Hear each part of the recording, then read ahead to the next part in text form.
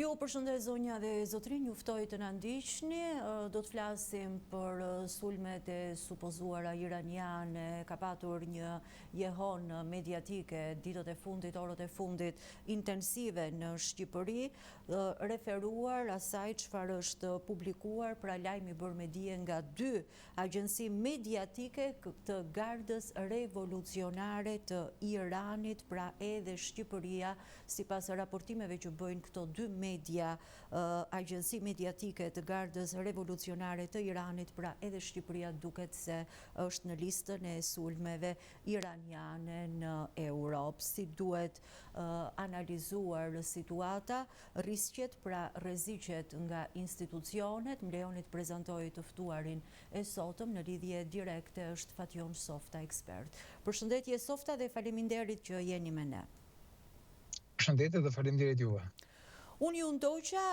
në rrjetet sociale, Softa, ju kërkoni maturi me të drejtë, duhet të analizohen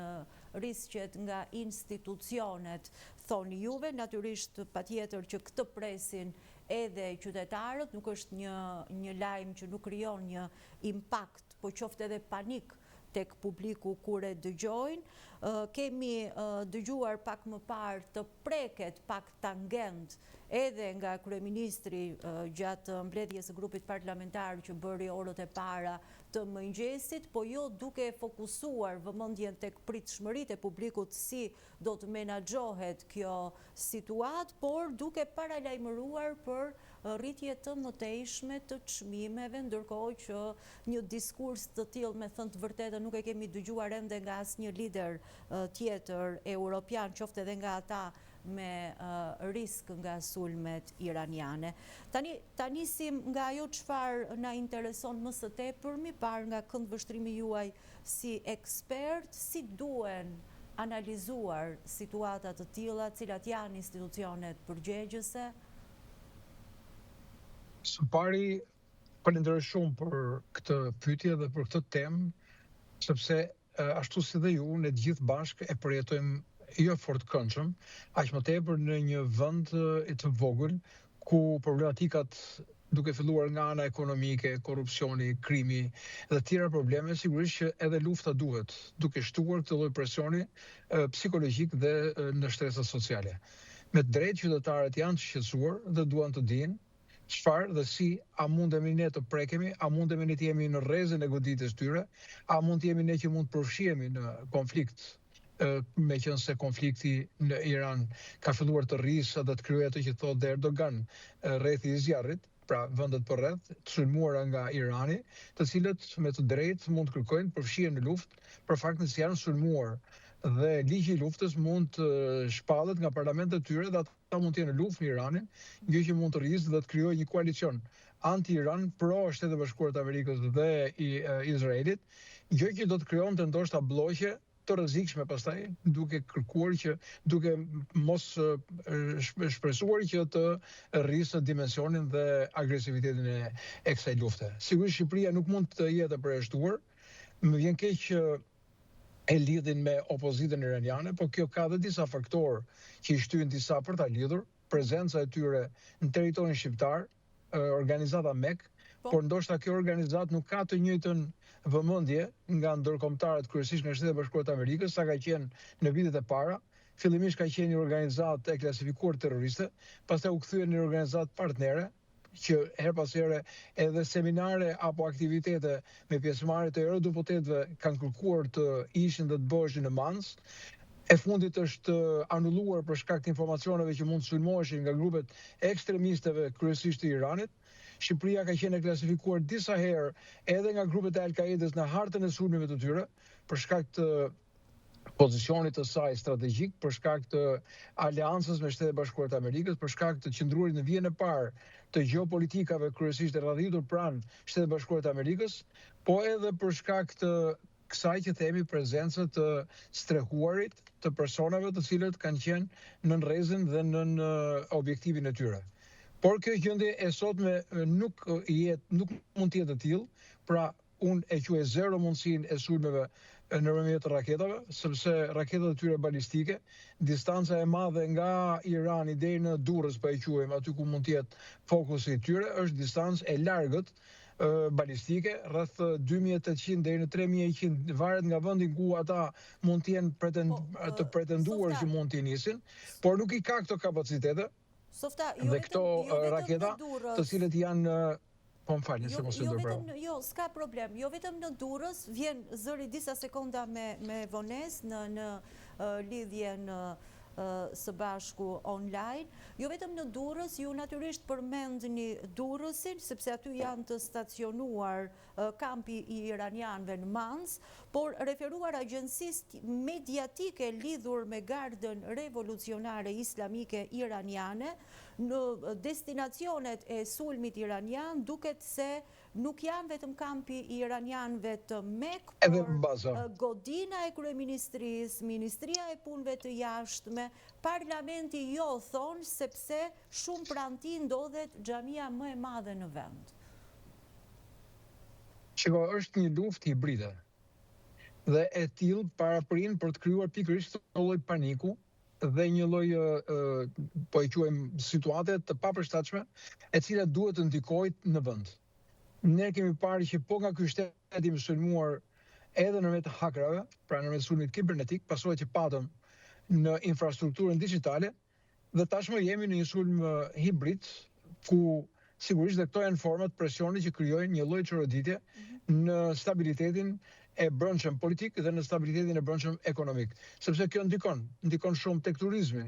Për shembull, Shqipëria është pikërisht në fazën më delikate, ku një nga industritë fitimprurëse, e cila mban jo vetëm markën e shtetit, por në radh parë dhe bizneset familjare, pra bizneset familjare të cilët janë punësuara dhe jetojnë me këtë industri të turizmit, dhe aq më tepër tashmë ku ky turizëm është goditur në zemër, Dubai dhe në Kipër dhe në vende të tjera, ku janë qendrat globale të fluksit turizmit për sa i përket të detit apo të hapësirave që kanë ato të akomodimit. Dhe në kjo mund të ndikojë në turizmin në Shqipëri. Për shembull, mua më vjen keq, po brenda ditës së sotme kam pasur një inbox në rrjetin e Facebookut dhe një mesazh në WhatsApp.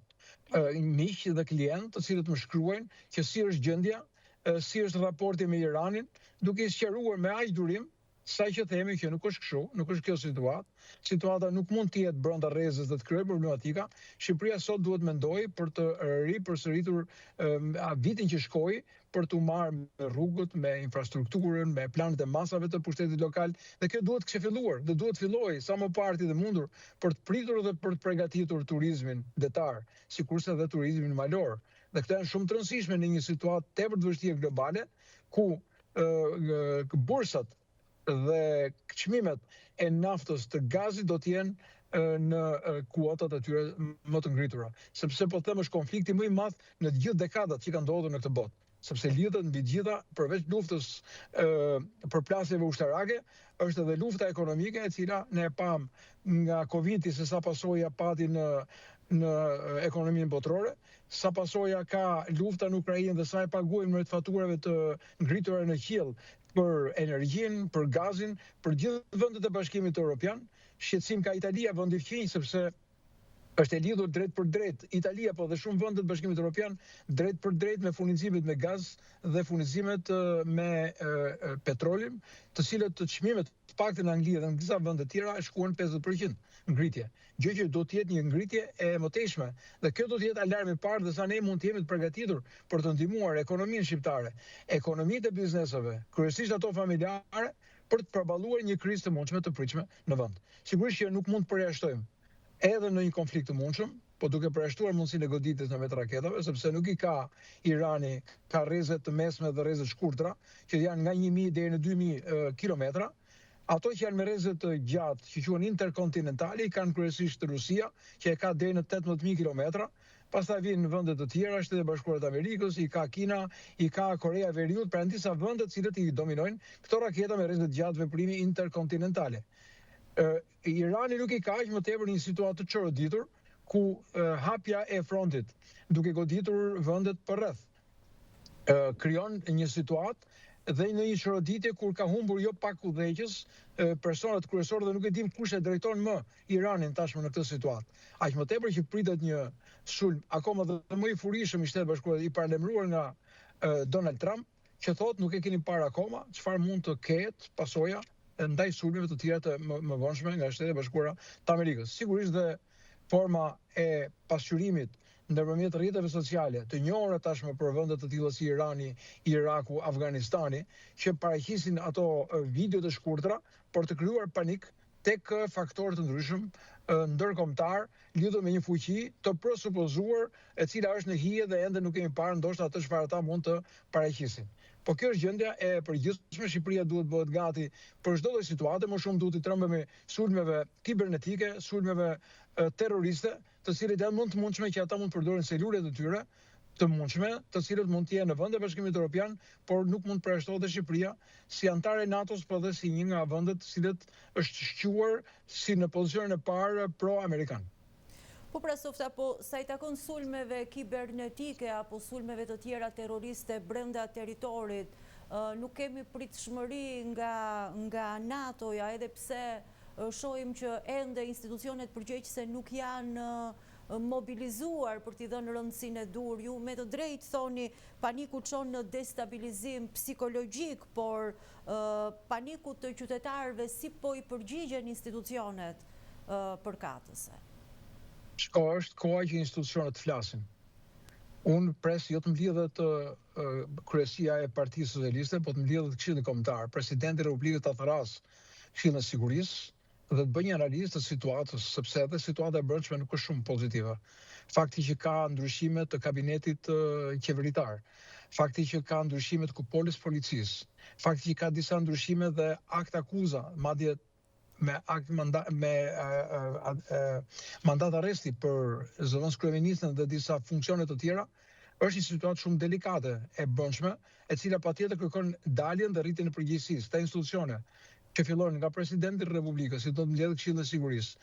Kryeministria, pra qeveria shqiptare dhe institucionet të tjera, të cilët janë përgjegjëse për sigurinë kombëtare, policia, shërbime informative e tjerë, patjetër që duhet të informojnë për gjendjen, realitetin dhe masat që duhet të marrim për t'i parandaluar. NATO mund të ndalojë interceptimin e raketave të pretenduara që mund të arrijnë territorin shqiptar, sepse ato kalojnë në territoret NATO-s dhe si të tilla duhet ta zgjesohen më parë se të arrijnë në territorin shqiptar, dhe kudo që të jenë ato do të aktivizonin nenin 5 të mbrojtjes kolektive dhe do të kishim një përfshirje dhe një situatë akoma më dramatike për sa i përket konfliktit në lindjen e mesme. Por gjendja e brendshme, aktet terroriste dhe veprimet të tjera që mund të vinë nga faktorë të tretë janë çështje e brendshme e sigurisë tonë kombëtare. Nuk kanë lidhje as me mundësinë e parandalimit nga forcat e NATO-s. Ne mund të kemi vetëm informacione nga inteligjencët e tyre, bashkëveprimi inteligjencës shqiptare dhe inteligjencës vendeve të NATO-s për informacione të mundshme që mund të kemi për akte të tilla, por parandalimi dhe masat të tjera i takojnë detyrimisht shtetit dhe qeverisë shqiptare. Prandaj dialogu sy më sy që kryeministri bën do të jetë në sy më sy nëpërmjet institucioneve dhe jo nëpërmjet Facebook-ut, ti mbledh ata të bëjnë një analizë gjendjes reale dhe të jemi të përgatitur për çdo lloj situate, sepse është një situatë e ndërlikuar dhe mund të ketë shumë papritur dhe zhvillime të tjera të cilët nuk kemi në gjendje të ti përcaktojmë se si ata mund të prezantohen përballë rrezikut të sigurisë kombëtare, po duke dëmtuar dhe kredibilitetin e Shqipërisë si një vend stabil, si një vend kandidat, si një vend stabil qoftë në hapësirën ballkanike. Zoti Softa, edhe pse janë harxuar miliona e miliona euro nga buxheti i shtetit, nga taksat e qytetarëve për të parandaluar sulmet kibernetike, ato kanë ndodhur dhe natyrisht edhe mund të ndodhin në vijim, por ajo çfarë mbetet edhe më shqetësuese është siguria kombëtare. Ju folët edhe për sulme terroriste që mund të ndodhin larg qoftë në Shqipëri, meqense jemi larg gjeografikisht, fizikisht dhe raketat balistike nuk na mbërrin dot. Ku jemi ne me sigurinë kombëtare, Softa, se është shumë i freskët ngjarja e tmerrshme në Rinas, e natyrisht edhe performanca e institucioneve të rendit dhe sigurisë publike. Mjafton të lexosh motivacionin me cilin u shkarkua drejtori i policisë për aftësi në mbarvajtjen e një proteste qytetare, imagjino pastaj nëse do na duhet flasim për sigurinë kombëtare, për parandalim të akteve terroriste e tjerë. Mendimi juaj? Shko, qeveria shqiptare, veçanti kryeministri, nuk ka nevojë për këshilla, sepse ai ka institucionet e tij të varësisë, të cilët janë funksionale. Por ajo çfarë ne mund të analizojmë është fakti a është testuar siguria kombëtare. Në disa raste kanë qenë disa prova të cilët tregojnë fatalitet. Për banalitet tregon edhe një herë që siguria kombëtare nuk është në nivelin e pritshmërisë të asaj që qytetarët kanë. Për shembull, ju përmendët me drejt aeroportin e Rrinasit për atë ngjarje në atë perimetër sigurie brenda, jashtë perimetrit, por brenda perimetrit sigurisë që përfshin një distancë nga 100 deri në 300 metra. Një ngjarje e tillë, e cila sot është dhe pa autor, nuk ishin gjendje jo vetëm ta parandalonte, jo vetëm ta neutralizonin, por as të gjenin autorët e dyshuar të mundshëm të asaj ngjarje. Ngjarja në gjykatën e apelit, fakti që vritet gjyqtari, nuk ka masa sigurie të kontrollit fizik dhe të deportimit personave të armatosur, të cilët në rastin më të keq vranë dhe u dorëzuan, dhe në rastin më të frikshëm mund të jenë element të cilët janë profesionistë dhe mund të realizojnë problematika të cilët destabilizojnë drejtësinë, destabilizojnë sigurinë kombëtare dhe destabilizojnë besimin publik tek siguria kombëtare. Ju përmendët shkarkimin e drejtorit përgjithshëm të policisë. Nuk e dim është dorëheqje e detyruar apo është shkarkim, por në të dy rastet motivet janë të papranueshme. Nuk ka një drejtor përgjithshëm policisë që të ketë bërë mandatin. Të gjithë kanë pasur një periudhë nga 9 muaj Gledis Nano, 2 vjeçar, 3 vjeçar, pra më shumë se kaq nuk ka vajtur. Edhe pse u ndryshua metodologjia e zgjedhjes, unë shumë herë kam folur pafundësisht lidhur me dy mënyra se si drejtori duhet zgjedhet, pra gara dhe konkursi, kam qenë ndër të parë që kam thënë, por edhe që drejtori i përgjithshëm të marrë mandatin në parlament. Mandatin, domethënë të marrë votbesimin në parlament, por të rritur atij autoritetin dhe po mos pasur këtë situata që sa herë që kryeministri ka diçka që don, bën shkarkimin e drejtorit të përgjithshëm dhe u shpallin garë për të zgjedhur një drejtor tjetër dhe nuk e dim dhe sa do jetë dhe drejtori tjetër, i cili nuk besoj se do ketë fatin të ketë mundësinë të ketë mbarimin e mandatit të tij. Atëherë çfarë ndodh? Një strukturë policore ku leadershipi i saj është i pastabilizuar. Kemi një polici e cila shpeshherë akuzohet që kanë deportuar brenda saj persona të dyshuar të lidhur me grupet kriminale. Kemi deputet parlamentit shqiptar, të cilët dhe në Komisionin e Sigurisë, pa përmendur emra, kanë qenë të stimuluar nga grupet kriminale sipas strukturës posaçme SPAK dhe që bashkëpunonin me ta duke çuar informacion, duke shkëmbyer informacion. Kemi Akshin, i cili është goditur për shkak të korrupsionit dhe të lidhjeve të dyshuara të personave nga grupet kriminale apo grupet forta. Kemi deklaratën e fortë në grupin e deputetëve në Parlamentin Shqiptar, në Komisionin e Mandateve të kryetarit të SPAK-ut, i cili thotë që i është bërë presion dëshmitarëve nga të fortë, që pa e specifikuar çfarë kupton me fjalën të fortë. Pra gjithë këto element tregues janë i këtij shqetësimi publik që diçka çedon dhe nuk kemi një lloj sigurie të mirëfillt kombëtare që mund të parandalojmë situata dhe problematika të tjera. Ne jemi në situatë kur kemi një destabilizim social, ku njerëzit për gjërat më të vogla nxjerrin thikën, vrasin, flagosin ose marrin armën dhe zgjidhin probleme sociale të konflikteve të çastit apo të konflikteve banale nëpërmjet kësaj forme, dhe të gjitha këto janë një tregues që është një indikacion që siguria kombëtare është në një situatë e cila kërkon vërtet një analizë, por një analizë të thelluar dhe jo shkarkime të herpashershme, siç janë rastet e armimit të qeverisë shqiptare në disa institucione bazike, ku futet siguria kombëtare, ku futet siguria energjetike, ku futet siguria ekonomike. Pra gjithë këto faktorë të cilët duam apo s'duam kanë bëjmë element të fortë të kolonave të sigurisë kombëtare. Këtu shtohet fakti që masat të tilla mbrojtëse duhet të shtohen shumë, lidhur edhe me elementet kryesisht ruajtja e parlamentit, ruajtja e presidentit, objekte me rëndësi të veçantë, ruajtja e televizioneve, të cilët mund të jenë objekte, dhe në veçanti e digave dhe pikave me sensitive të sigurisë kombëtare, por dhe që mund të jenë me risk për popullatën. Tregjet, pikat e furnizimit me ujë të popullatës, depot e ujit. Pra gjitha këto janë element e rëndësishëm që kërkojnë një vëmendje të jashtëzakonshme mbi bazën e një plani masash dhe mbi bazën e një reagimi institucional. Zoti Softa, unë ju falenderoj shumë për bashkëbisedimin, uroj të na kenë ndjekur dhe që reagimet e institucioneve të jenë të menjëhershme. Ndërkohë për zonja dhe zotrin që na ndjekin nga ekrani, kujtoj që emisioni i Fatjon Softës që trajton çështje të tilla çdo javë, Alo Policia 129, mund ta ndjekin çdo të premte në orën 20:00 në Fax News. Softa, faleminderit edhe një herë. Faleminderit edhe për vëmendjen.